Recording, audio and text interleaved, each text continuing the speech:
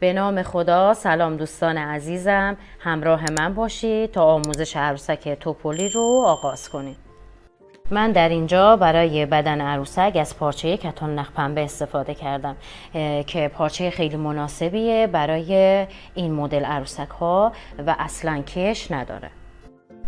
زیر و روی پارچه رو مشخص کنید و بعد پارچه رو دولا کنید و الگوها رو طوری قرار بدید که از هر طرف جا برای برش و دوخت داشته باشید. در ابتدای کار الگوها رو روی مقوا انتقال بدید تا بتونید راحت تر ازشون استفاده بکنید. دستتون رو روی الگو بذارید تا الگوهاتون تکون نخوره و بعد با خودکار یا مداد دور تا دور الگو رو خط بکشید.